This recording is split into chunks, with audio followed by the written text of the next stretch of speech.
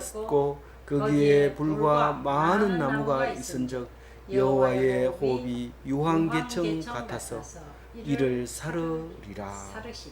사르시리라.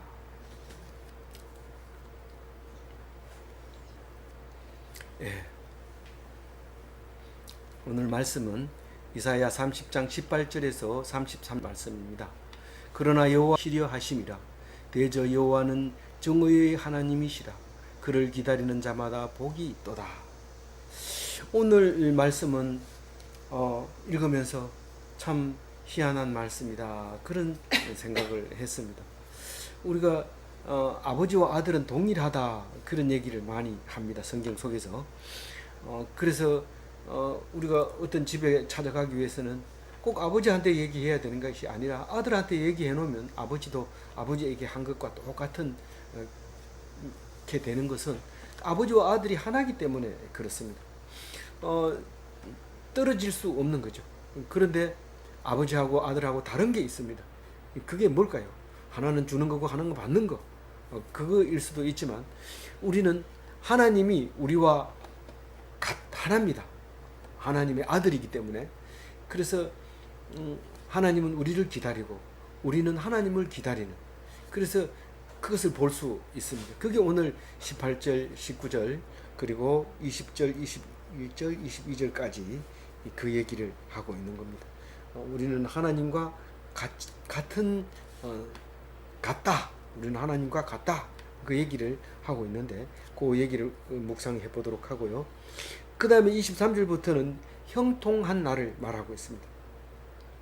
그날에는 우리가 형통하리라. 그날을 기다리는 거죠.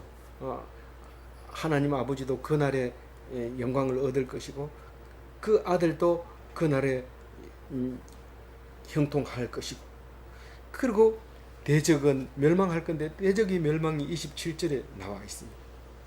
그리고 제일 끝에 가면 하나님이 그게 영광이 된다는 것을 보여주고 있는데, 그 영광으로 읽어야 되는데 영광으로 잘 안 읽어지죠.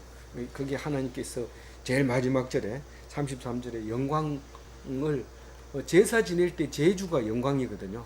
제사 지낼 때 제주가 영광인데 제주가 대신 하나님을 말을 볼 수 있습니다. 그러니까 네, 그 상속자로서의 자격을 가지고 있는 모습을 이렇게 우리에게 보여주면서 하나님의 영광을 보여줍니다. 오늘 18절에 그러나 여호와께서 기다리시나니, 이 말은 너희들이 다 한 명이 얘기하면 1000명이 도망가고 5명이 얘기하면 다 도망가고 그런 얘기를 했습니다. 적이 나타나면 다 도망간다. 그러나 남는 자가 깃발만큼 남아있다. 깃대같이 남아있다. 기치는 깃발이고 깃대는 깃대죠. 길을 세우는 데인데 그게 남아있는 것처럼, 서 있는 것처럼 서 있고 나머지는 다 도망가고 만다. 한두 명은 남겨둔다는 거죠. 그게 씨앗이라는 거죠. 거기에 하나밖에 없고 작게 있고 없는 것처럼 있지만 그 안에는 다 DNA가 들어있어서 스케줄이 다 들어있습니다.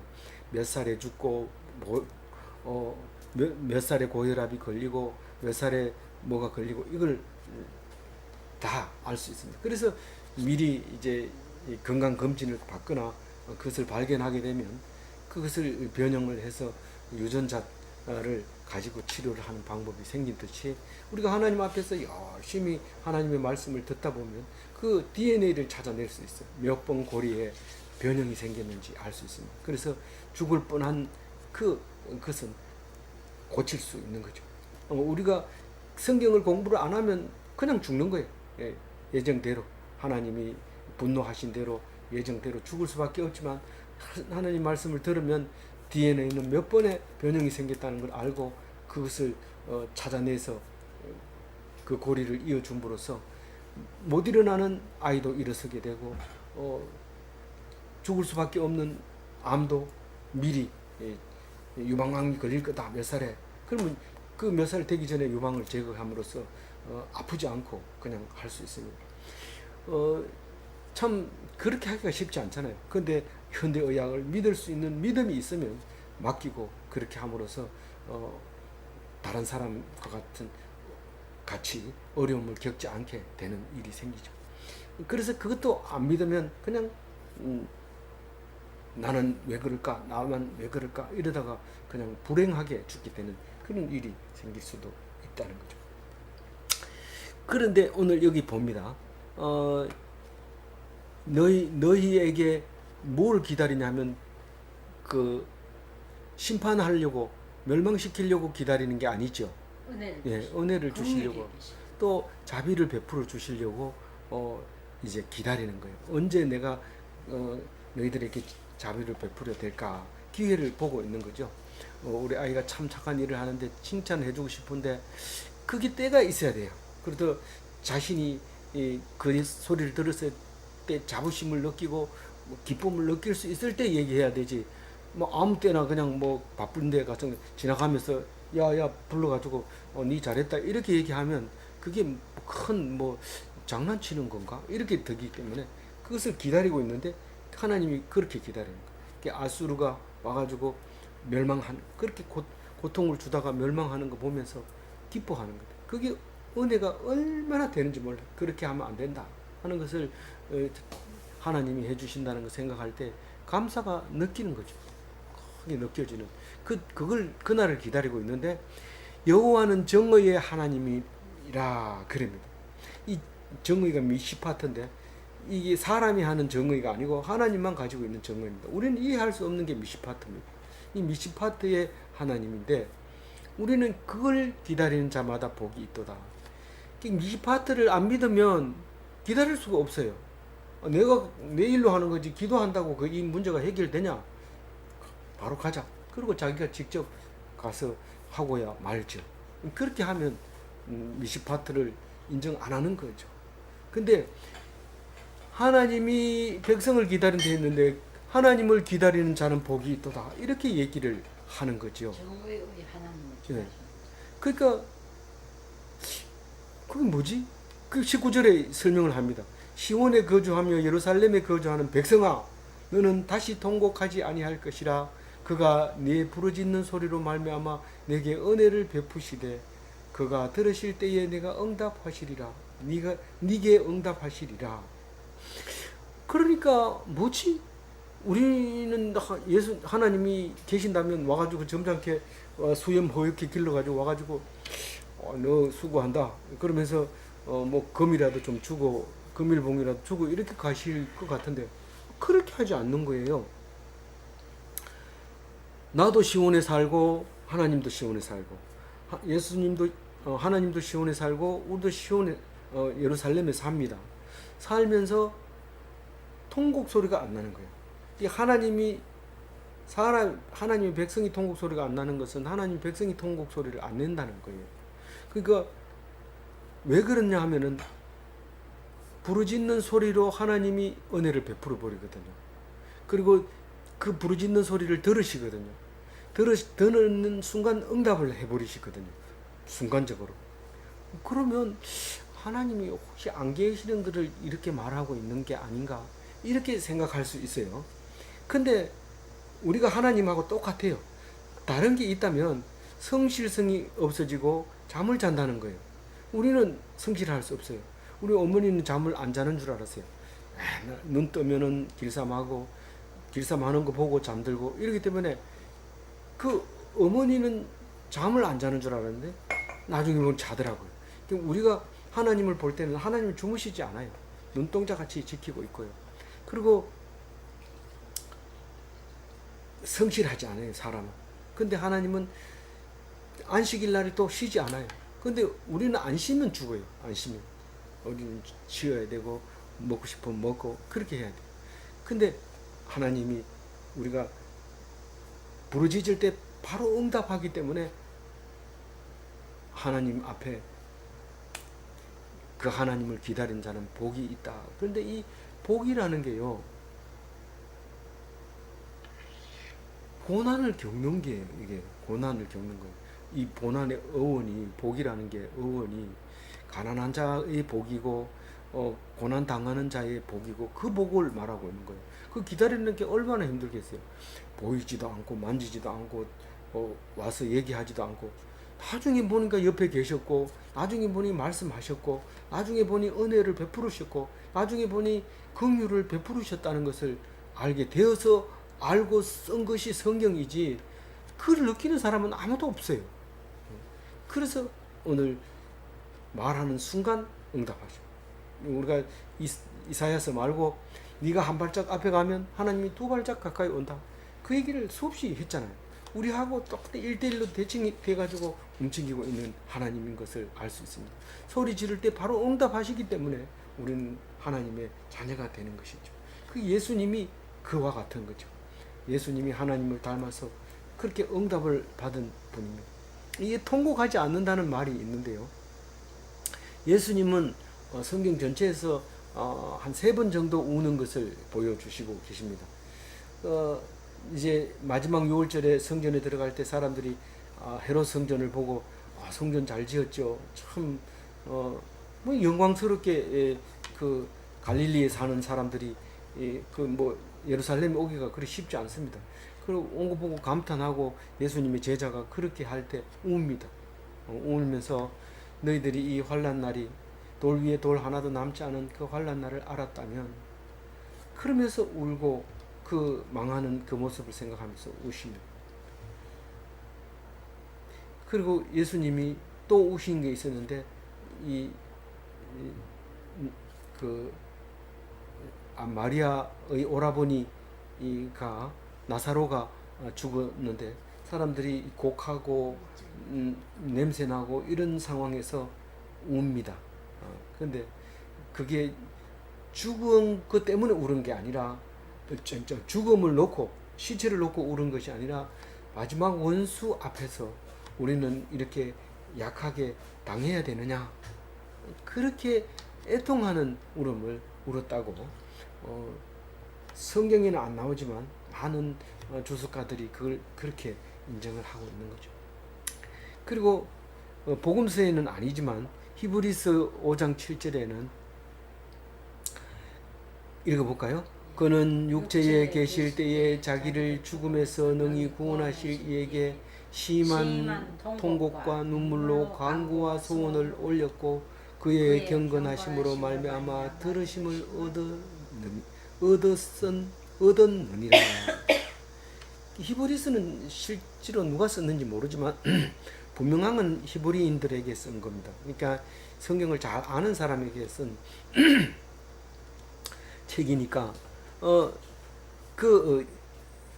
예수님이 이 심한 통곡과 눈물로 간구와 소원을 올렸다는 뜻은 겟세마네 기도를 말한 상상을 할 수 있겠죠. 그리고 그것으로 말미암아 응답을 받고 그게 마지막 애통이 되었죠. 그 이외에는 부활하시잖아요. 죽은 자 가운데서. 그리고 그 할렐루야를 보세요. 마지막 부활 얼마나 장엄합니까? 그건 통곡이 아니죠. 그때는 우리에게 엄청난 영광이죠. 교회에서는 항상 할렐루야를 부르는데 그 뒤에 보면은 어떻게 하는 거라고 했냐면, 하여튼 명절날 하나님께 기도하러 가는 기쁨처럼 그렇게 그 날이 올 거다, 그 얘기인데, 그게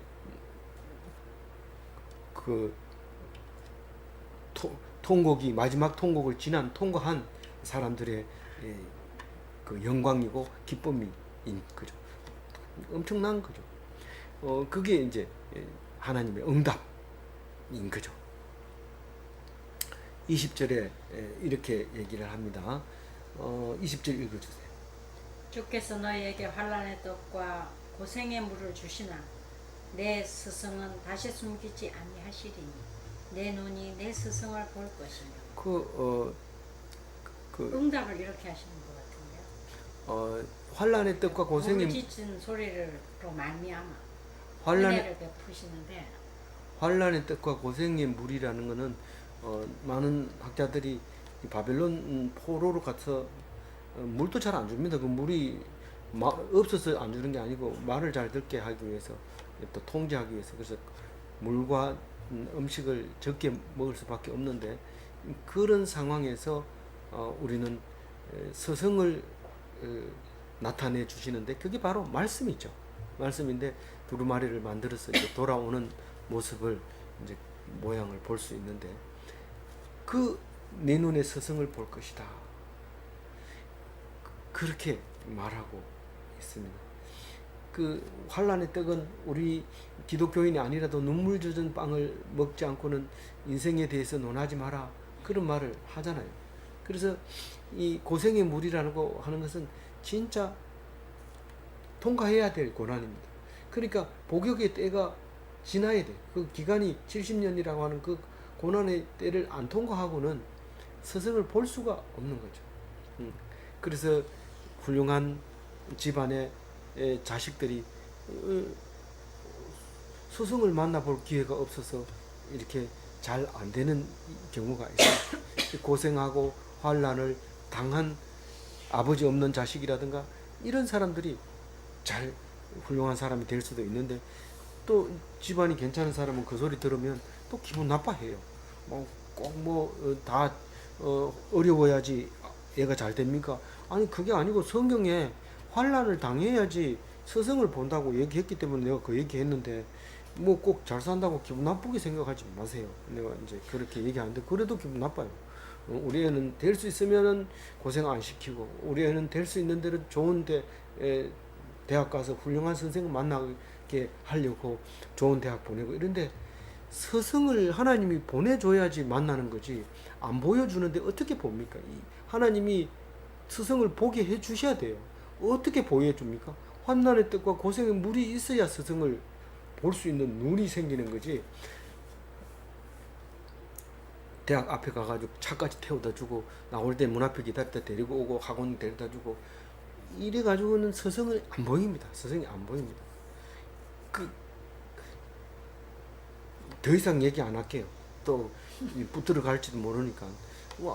어쨌든 환난의 뜻과 고생의 물이 우리에게 스승을 보게 하는 그런 그다라는 사실을 우리는 알아야 돼요. 우리가 성경을 읽고 있는 것은 공짜가 아닙니다.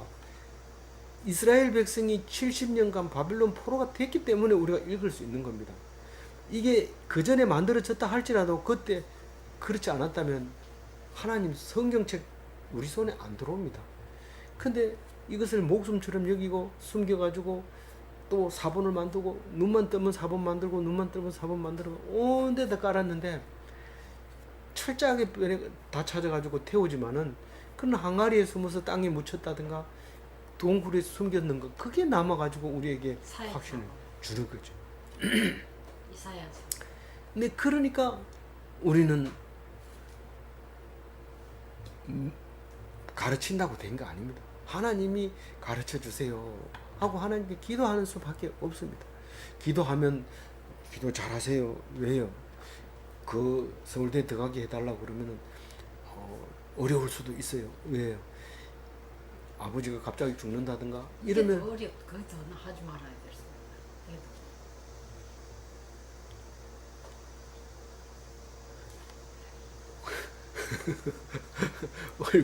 어려워.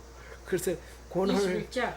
기도를 잘못하면 더 큰 고난을 당할 수 있기 때문에 고난을 조심해야 돼. 자, 21절 읽어주세요. 너희가 오른쪽으로 치우치든지 왼쪽으로 치우치든지 내 뒤에서 말소리가 내 귀에 들려 이르기를 이것이 바른 길이니 너희는 이리로 가라 할 것이며. 선생님이 뭘 가르쳐줬냐면 첩경을 가르쳐줍니다. 첩경이라고 하면 우리는 지름길을 말하는데 지름길이 아주 나쁜 건 줄 알고 있는데 여기서 말하는 이 첩경은 바른 길, 정도를 얘기하고 있습니다. 이 정도에 장애물이 많이 있는데 하나님이 다 치워주면 그게 만사형통입니다. 근데 그 길을 스승이 가르쳐 주는 거예요. 오른쪽으로 가라, 왼쪽으로 가라, 바른 길로 가라 이렇게 가르쳐 주는 게 성경 말씀입니다. 저는 아무리 읽어도 성경이 뭐 하라는 게 없는데 그냥 은혜밖에 없는데요. 은혜 받으면 됩니다. 잠잠하라는 게 길입니다. 뭐 가가지고 주식해라, 그 어디 가가지고 어디다 투자해라 이게 길이 아닙니다. 주식하는 사람한테 죄송합니다만은 그런 걸 안 가르쳐 줍니다. 그거는 길이 아니고 대부분 그냥 주는 대로 먹고 감사해라, 기뻐해라, 그겁니다. 아, 비참하잖아요. 나 그렇게 하려면 젊을 때 좀 마음대로 하고 나중에 할게요. 기회 없습니다. 기회 없습니다. 말씀이 들릴 때 들어야 합니다. 22절 읽어주세요. 또 너희가 너희 조각한 우상에 입힌 은과 부어 만든 우상에 올린 금을 더럽게 하여 불결한 물건을 던짐같이 던지며 이르기를 나가라. 황금 보기를 돌같이 하는 사람이 있는데 그게 황금을 보기를 돌같이 하라 이렇게 가르친다고 해가지고 되는 게 아닙니다. 근데 하나님이 보여준 서성은 말이 됩니다. 그래서 나중에 바벨론을 표현할 때 뭐라고 해요? 바벨론을 표현할 때 뭐라고 해요? 금과 은을 돌같이 보는 사람들이 너를 칠 것이다. 왜냐하면 치러 오면은 돈 갖다 줍니다. 치러 오면 우리 이 돈 줄게 치지 마라 이렇게 하거든요. 그때는 그 전쟁한다는 게 돈 때문에 전쟁을 하기 때문에 재물 때문에 전쟁하기 때문에 재물을 바치면 봐주는 거였죠. 근데 바벨론은 먹고 사는 것 때문에 그런 게 아니라 제국을 만들기 위해서 한 거, 말 그대로 권력을 가지기 위해서 한 거죠. 그러니까 황금 보기를 돌같이 하는 사람이 너희들을 칠 것이다. 그런 얘기를 묵상한 거 기억하셨으면 좋겠어요. 그런데 왜 그 우상을 붙들고 안 놓습니까? 그게 뭐 자기를 지켜주지 않는다는 것을 알면서도 왜 그걸 붙들고 있습니까? 거기다 금을 입혔기 때문에 그래요. 금을 입혔기 때문에. 그러니까 비싸니까 가서 현찰로 바꿀 수 있는 거예요. 그게. 그러니까 그렇지만 그 금이라고 얘기하면 좀 사람이 좀 낮아 보이는 것처럼 느껴졌는지 모르지만 그 우상 앞에다 절을 하고 귀하게 보관하고 챙겼던 거죠. 근데 그거를 그 우상을 버리라고 던지라고 하나님이 가르쳐 주는데 그 스승의 말이 그와 같은 말이 됩니다. 근데 23절에 가면 그날에 가면 어떻게 되는지를 얘기합니다. 우리에게 필요한 건 우상이 필요한 게 아니라 먹고 살만한 일용할 양식이 필요한 거지 그 벌벌 떠는 그 앞에서 우상이 필요하지 않다. 23절 읽어봅니다. 네가 땅에 뿌린 종자에 주께서 비를 주사 땅이 먹을 것을 내며 곡식이 풍성하고 기름지게 하실 것이며 그날에 네가 가축이 광활한 목장에서 먹을 것이요. 그 우상을 내버린 사람이 그렇죠. 그날의 형통. 흑백 논리로 말하면 두 가지밖에 없어요. 하나님 백성은 스승을 가지고 우상을 버리는 거고 그날에 형통한 거예요. 근데 그날에 형통한 사람은 뿌린 씨앗의 열매를 맺는 날입니다. 우리가 돈을 누가 주면은 참 좋지요. 공짜로 돈을 딱 주면은 특히 이제 로또에 당첨되면 좋습니다. 근데 자존감은 좋지 않아요. 없지 않아요. 그거는. 그래서 열심히 일해서 돈을 차곡차곡 번 사람은 참 자존감이 세면서 딴 사람 보고 함부로 거기에 대해서 자존감을 가지고 있습니다. 남을 함부로 평가하지 않아요. 네. 돈 있는 사람 보고 함부로 평가하지도 않고 그렇게 되는 거죠. 근데 자기가 뿌린 씨앗의 열매를 맺으면 참 기쁘고 그렇지만 누가 그냥 곡식을 준다 하면 좋긴 좋지만 이것보다 더 기쁜 건 없어요. 자기가 뿌린 씨가 열매를 맺는다는 거. 그래서 너희는 우리의 자랑이니라. 그런 말을 하는 걸 볼 수 있잖아요. 그만큼 전도해놓고 교회 잘 다니면 좋은 거죠. 곡식이 풍성하고 먹을 것이 풍성하고 양은 넓은 목장에서 풀을 뜯는다. 보통 이 짐승들은 유대 광야 같이 메마른 땅에 방목을 합니다. 그러면 열심히 뛰어다니면서 마른 풀을 뜯어 먹는데 배가 고프죠. 열심히 뛰어다니다. 또 많이 운동을 해서 또 에너지도 소비되는 데다가 근데 푸른 초장에 풀만 나 있는데 그런 데다 양을 넣어놓으면 넓은 땅에 뭐 도망가지도 않아요. 그냥 먹다가 자다가 뒹굴다가 그런 그 모습을 보고 있는 거예요. 그날이 오면 그렇게 형통한다는 거죠. 24절에 읽어봅니다. 아까는 소와 어린 나귀도 키와 쇠스랑으로 까부르고 맛있게 한 먹이를 먹을 것이니. 보통 소나 이렇게 나귀는 그냥 풀을 뜯다가 말려서 주거나 그냥 주거나 이렇게 줍니다. 그런데 이게 사람이 먹는 타작을 해서 씨앗만 모아가지고 이래놓은 걸 그거를 먹인다는 거예요. 그거를 그러니까 풍성하죠. 그러니까 사람이 먹는 걸 먹는 정도니까 풍성하게 형통한 거고. 24절, 25절 읽어주세요. 크게 살육하는 날 망대가 무너질 때에 고산마다 졸령마다 그 뒤에 개울과 시냇물이 흐를 것이며. 이게 이제 심판날과 축복의 날이 한꺼번에 이야기되어지는 거예요. 25절이. 심판날은 살육의 날, 망대가 무너지는 날이고 그게 무너지면 산마다 언덕마다 개울가에 시냇가에 물이 졸졸 흐릅니다. 그게 무슨 뜻입니까? 25절을 읽어보면 무슨 뜻이 생각이 납니까? 권력자들이 와서 강제 노동을 시키기 때문에 저 개울에 물이 있는지 모릅니다. 물을 안 주니까요. 물로 안 가니까요. 그리고 사람 망대를 높이 세우는 일에 온갖 동원을 해서 일을 하게 되고 고난을 당하게 됩니다.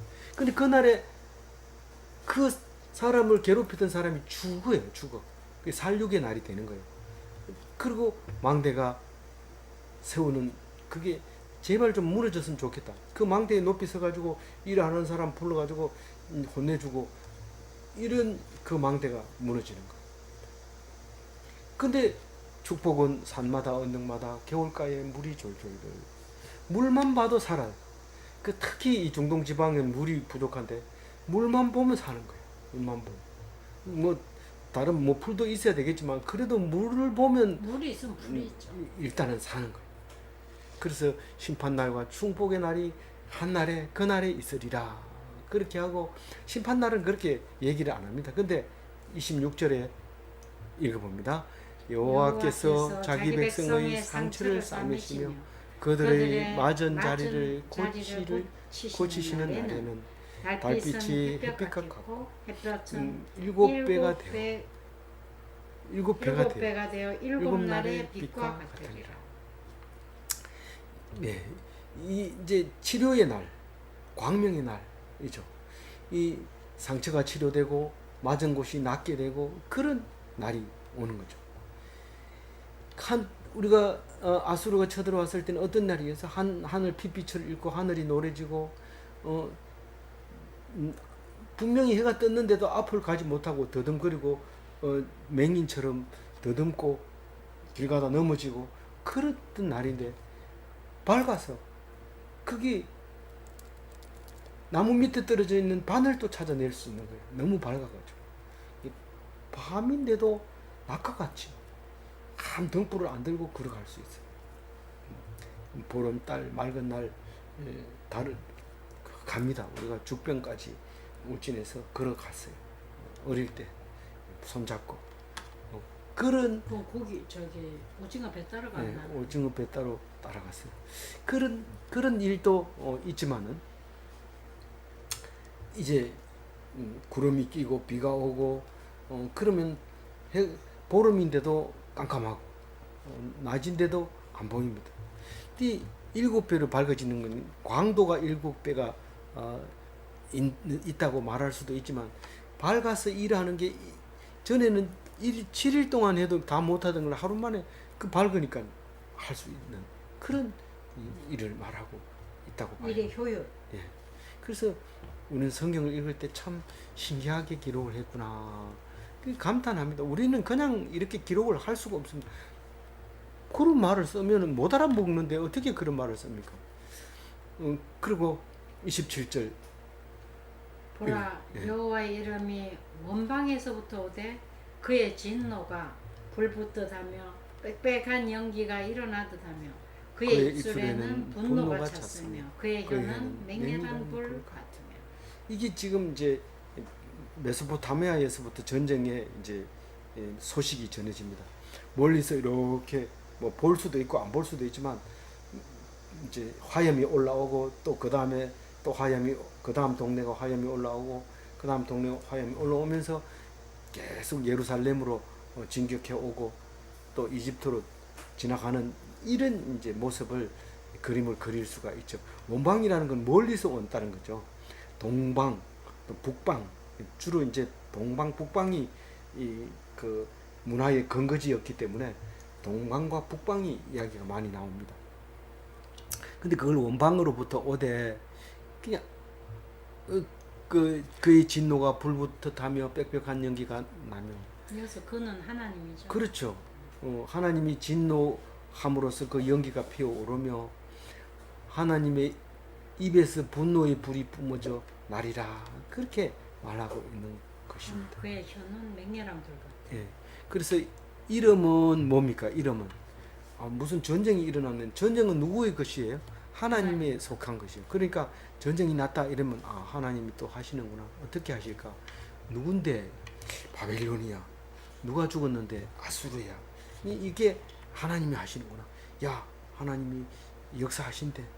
바벨론이 지금 아수르는 갔대. 뭐 이렇게 하는 게 이제 하나님의 이름이 멀리서부터 오는 거고, 입술은 시끄럽게 야단치는, 그리고 혀는 불을 뿜는.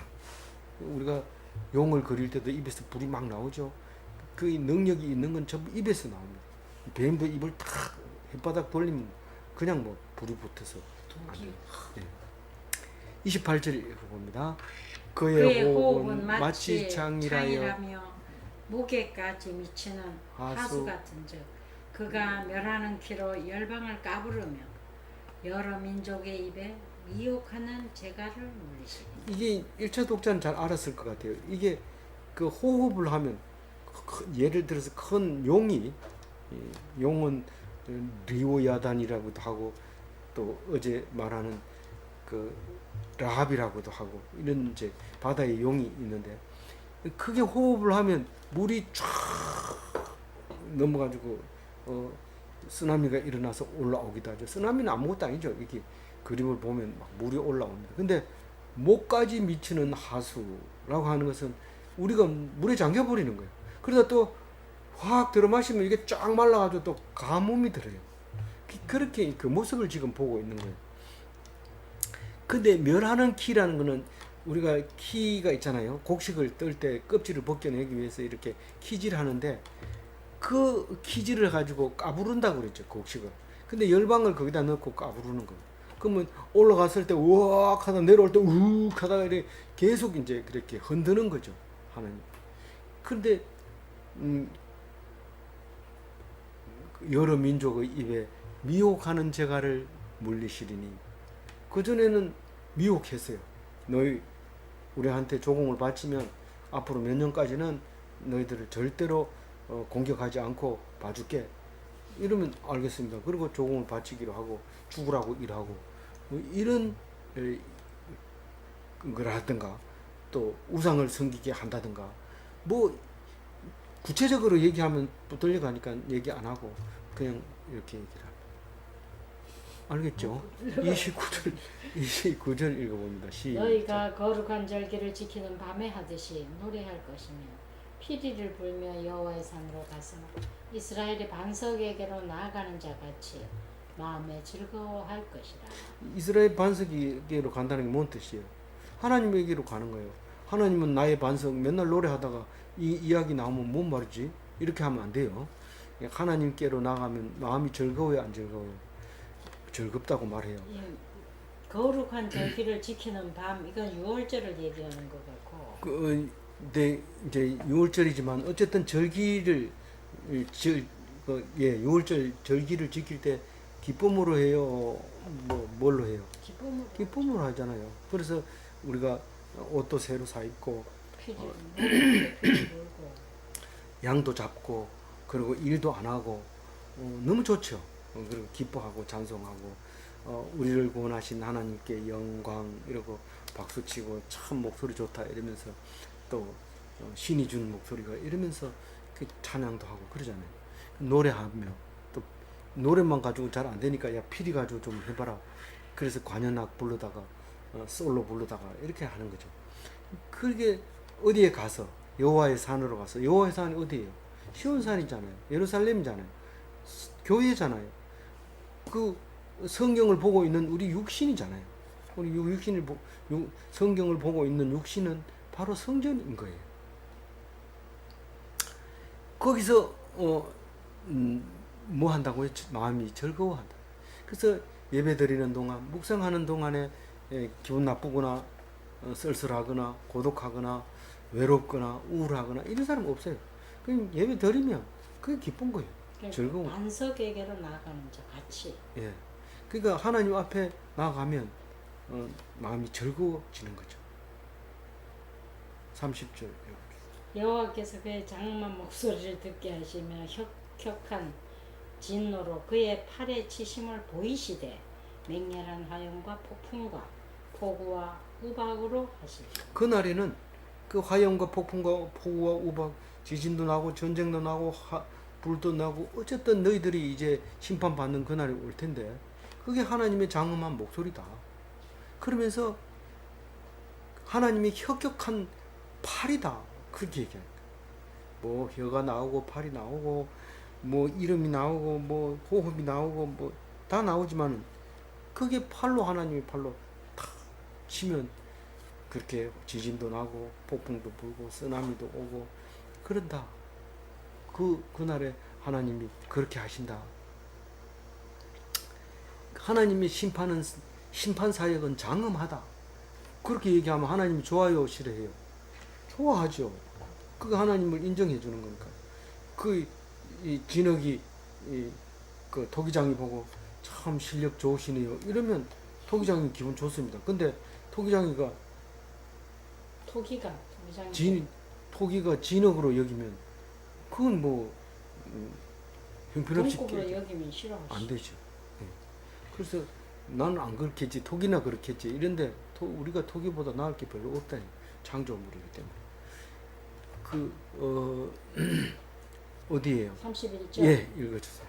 여호와의 목소리에 아수르가 낙담할 것이며 주께서는 막대기로 치실 것이라.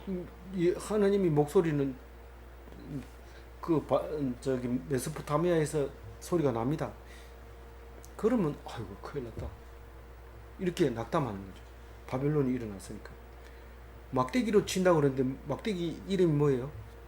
바벨론으로 때립니다. 아수르만 이제 죽는 거죠. 32절. 여호와께서 예정하신 몽둥이를 아수르 위에 더하실 때마다 소고를 치며 수금을 탈 것이며 그의 전쟁 때 팔을 들어 그들을 치시리라. 이게 32절도 그렇죠. 두 가지입니다. 몽둥이로 때릴 때마다 백성은 춤추는 거. 둘이 싸웠는데 억울한 사람 편에 들어서 나쁜 짓을 하는 애를 때립니다. 우리 그런 일을 많이 하죠. 네가 나쁜 짓을 했구나. 그리고 때리면 그렇게 맞아서 울던 애가 웃어요. 씩씩 웃고.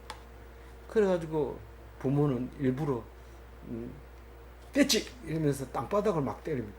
그래도 좋아해요. 자기 편에 들어주니까.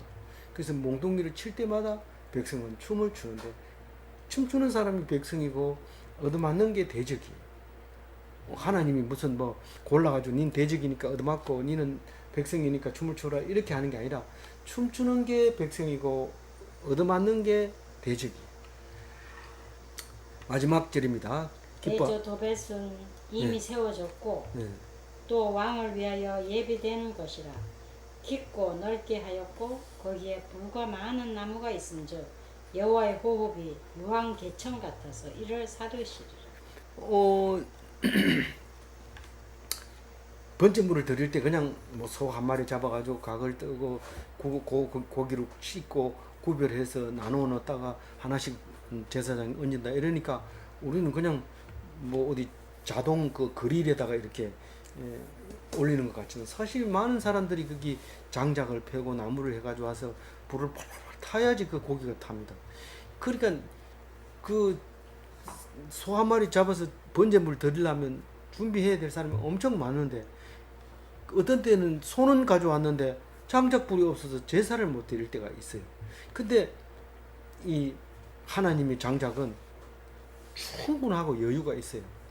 있는데 불쏘시개는 어디 있어요? 불쏘시개는 요한계천 같아서, 요한계천은 요한이 이렇게 흘러가는데 그 불이 붙으면요, 그거는 온도가 낮은 상태에서 불이 붙기 때문에 살에 이렇게 묻으면 그 살이 계속 타는 거예요. 그게 불이 안 꺼지고 그게 묻으면 다 불이 붙는 거예요. 그래서 굉장히 뜨겁게 이제 고통스러운 거죠. 그래서 도벳은 어디냐면 그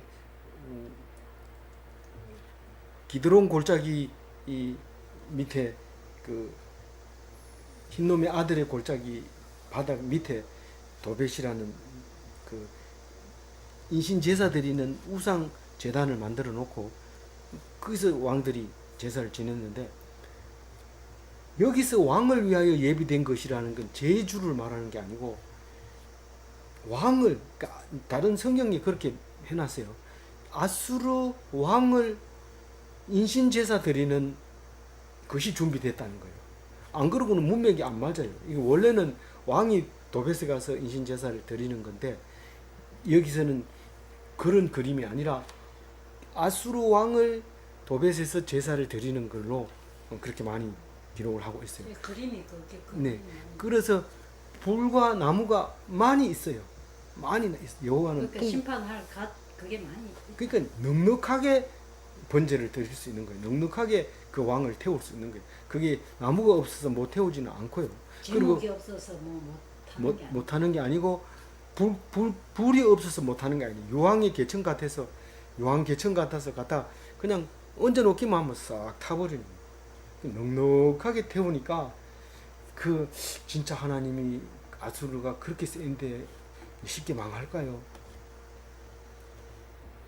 싹 망합니다. 바벨론보다 훨씬 더 센 사람들이 와서 껍질을 벗기고 막 기가 막히게 하는 거죠.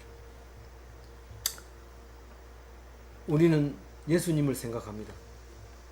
믿음으로 죽음까지 넉넉히 이기신 예수님을 생각하면서 그것을 본받아야 돼요. 그게 기독교인입니다. 다 그런 사람 되시기 바랍니다. 기도하겠습니다. 하나님 감사합니다. 오늘 또 우리에게 말씀 주시면서 우리를 기다리시고 기다리는 자에게 복을 주시는 하나님인 것을 믿습니다. 왜냐하면 우리가 울부짖을 때 바로 응답하시기 때문에 우리는 하나님과 같습니다. 그래서 하나님은 우리를 기다리고 우리는 하나님을 기다릴 때 우리가 원하고 바라는 복이 있는데, 세상 사람이 말하는 그 복이 아니라 고통과 고난을 통해서 스승을 모시는 것이고, 스승으로 말미암아 영원히 딴 길로 가지 아니하고 첩경을 갈 수 있게 하신다는 것을 생각할 때에 감사하고 감사합니다. 반드시 그날에, 형통한 그날에, 대적들이 심판받는 날에 하나님께서 영광